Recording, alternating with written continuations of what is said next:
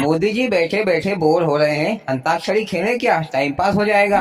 OBC जी, अंताक्षरी में क्या रखा है? गाने माने तो सब सुने हुए हैं। मोदी जी आज हमको एक हंसी मजाक की कहानी सुनाएंगे। सुनाओ मोदी जी, सुनाओ मोदी जी, ऐसी कहानी सुनाओ कि मजा आ जाए। अरे भैया अखिलेश, मोदी जी कहानी सुनाएंगे तो मोदी जी को कुछ खिला पिला देना, नहीं तो खाली फोकर मोदी जी का मुंह क्यों दुखाते हो? लालू जी, तुमको बड़े खाने पीने की बात पड़ी रहती है।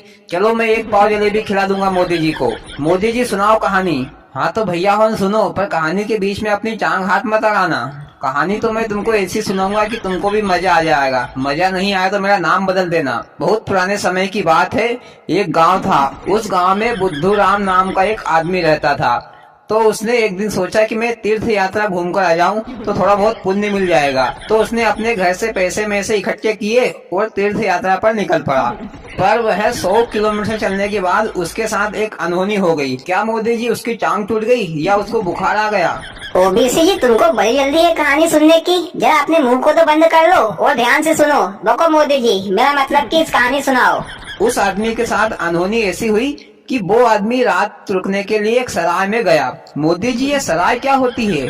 योगी जी, जैसे आजकल आज होटल में रुकते हैं रात, उसी प्रकार पहले सराय होती थी। तो वो आदमी सराय में रुका तो बुद्धू राम के पैसे रात में चोरी हो गए। मोदी जी, बुद्धू राम को तो बहुत मारा होगा, उसके तो हाथ पैर तोड़ दिए होंगे सराय के मालिक ने, क्योंकि फिर वो पैसे कहाँ से देगा? उसके पैसे तो चोरी हो गए। ओबीसी जी, तुमको हाथ पैर तोड़ने की बहुत याद आ रही है। क्या बात है, तुम्हारे हाथ पैर किसी ने तोड़ दिए क्या? पैसे तो शाम को ही दे दिए होंगे, तो फिर हाथ पैर क्यों तोड़ेंगे? आप बीच में मत बोलना। बोलो मोदी जी, आगे क्या हुआ?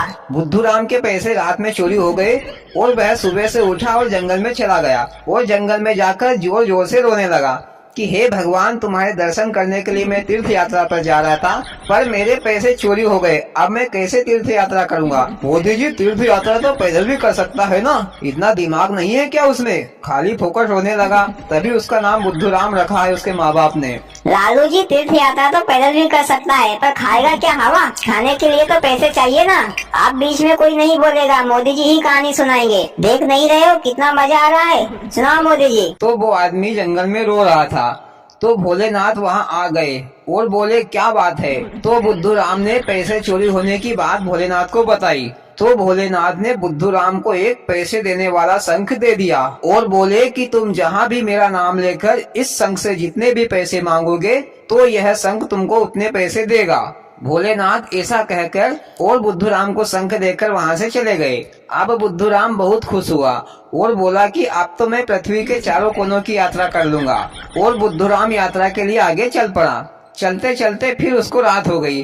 फिर वह एक सराय में रात रुका और शंख को रखकर शंख से पैसे मांगने लगा। बुद्धू राम ने अपनी जरूरत के हिसाब से शंख से 1000 रुपए मांगे तो शंख ने उसे तुरंत 1000 रुपए दे दिए। ये सब सराय का मालिक देख रहा था। तो सराय के मालिक ने सोचा, क्यों नहीं मैं इस आदमी का ये शंख चुरा लेता हूँ, तो फिर मुझे कोई काम करने की जरूरत ही नहीं पड़ेगी। तो सराय के मालिक ने वो पैसे देने वाले शंख को चुरा लिया। सुबह हुई तो बुद्धू राम ने देखा कि उसका शंख उसके पास नहीं है।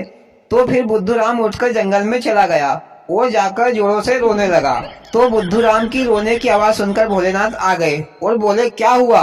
तो बुद्धू राम ने भोलेनाथ को अपनी सारी बात बता दी। फिर भोलेनाथ ने बुद्धू राम को एक दूसरा शंख दिया। उस शंख का नाम था ढपोल शंख और बोले कि मेरा नाम लेकर इस शंख से तुम जितने पैसे मांगोगे तो ये शंख जोर जोर से चिल्लाएगा कि तुम 1000 क्या 10,000 रुपए मांगो, 10 लाख रुपए मांगो, अभी देता हूँ। पर ये शंख पैसे में से तो देगा नहीं, सिर्फ खाली फोकट की बकवास करेगा। ऐसा कहकर भोलेनाथ ने बुद्धू राम को शंख दिया और वहाँ से चले गए। तो फिर बुद्धू राम उसी सराय में रात रुका जहाँ उसका पहले वाला शंख चोरी हुआ था। तो रात में बुद्धू राम ने ढपोल शंख से पैसे मांगे कि मुझे 10,000 रुपए चाहिए। तो ढपोल शंख जोर से चिल्लाया, अरे 10,000 क्या 10 लाख रुपए मांगो, 10 लाख क्या 10 करोड़ रुपए मांगो, अभी देता हूँ। तो ये सारी बातें सराय के मालिक ने सुन ली और उसने सोचा कि ये शंख तो इस शंख से भी अच्छा है, जितने पैसे मांगते हैं उससे 10 गुना ज्यादा पैसा देता है। तो सराय के मालिक ने सोचा कि मैं क्यों नहीं इस शंख को चुरा लूं। और रात में सराय के मालिक ने जो पैसे देने वाला शंख था उसको लाकर बुद्धू राम के पास रख दिया और वो जो ढपोल शंख था जो पैसे नहीं देता था उस शंख को चोरी से उठाकर ले गया। और बुद्धू राम सोया हुआ नहीं था, वो मात्र सोने का बहाना कर रहा था। रात बीत गई और सुबह हो गई। सुबह हो गई तो बुद्धूराम अपने वो पैसे देने वाले संख को लेकर वहां से चल दिया।